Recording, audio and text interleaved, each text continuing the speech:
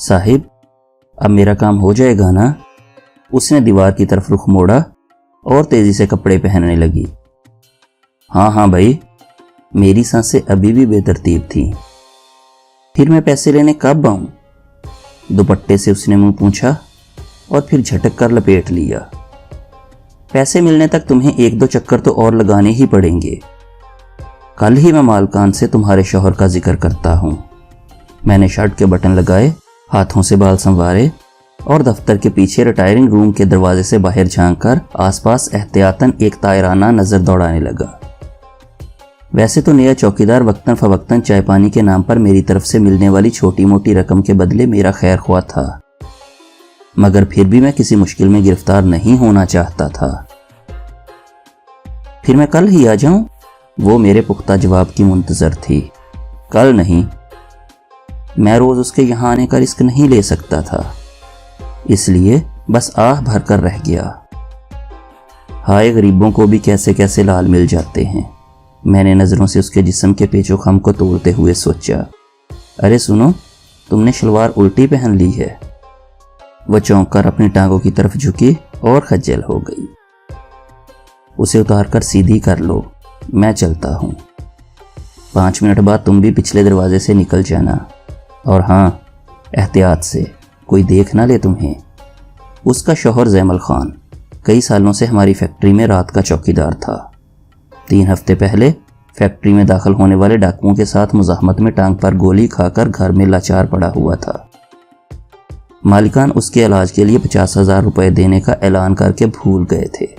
सो उसकी बीवी उसी सिलसिले में बार बार चक्कर लगा रही थी। मैंने मदद का वादा किया और छुट्टी के बाद शाम में उसे फैक्ट्री आने का इशारा दे दिया, और वो उसी सिलसिले में आई थी। उमर, उमर। अपार्टमेंट की सीढ़ियां चढ़ते हुए मुझे अकब से अपनी बीवी की आवाज सुनाई दी। उसके और मेरे घर लौटने का वक्त तकरीबन एक ही था। कभी कभार हम इसी तरह इकट्ठे घर में दाखिल होते थे। वो एक बैंक में क्लर्क थी। सुनो, एक खुशखबरी है। कदरे फर भी माइल वजूद को संभाले वो तेजी से ऊपर आ रही थी और खुशी से उसकी बाँछें खिली जा रही थी। मैनेजर साहब मेरे काम से बहुत खुश हैं और आज ही उन्होंने मेरे प्रमोशन की बात की है। दरवाजे के सामने रुककर उसने हैंडबैग टटोला और चाबी निकाली। उन्होंने कहा है थोड़ा वक्त लगेगा मगर काम हो जाएगा। अरे वाह, मुबारक हो। मैंने खुशदिली से उसे मुबारकबाद दी।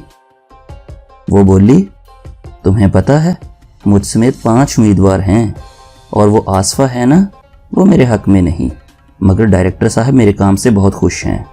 क्यों ना हो, मैं इतनी मेहनत जो करती हूँ।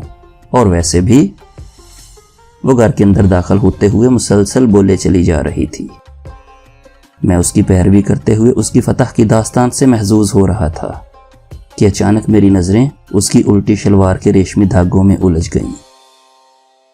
मुअज़्ज़ज़ नाज़रीन, ये शॉर्ट स्टोरी उर्दू के एक बहुत ही नामवर राइटर सादत हसन मंटो की तख्लीक है और इस शॉर्ट स्टोरी का नाम है उल्टी शलवार। इस चंद सत्रों की स्टोरी में उसने मुआशरे की एक बहुत बड़ी खामी को बेनकाब किया और बताया, जब आपके हाथ से दूसरों की माएँ बहनें बेटियाँ और इज़्ज़तें महफूज नहीं होंगी तो दूसरों के हाथों अल्लाह आपकी माँ बहनों और बेटियों की इज़्ज़त भी महफूज नहीं रहने देगा।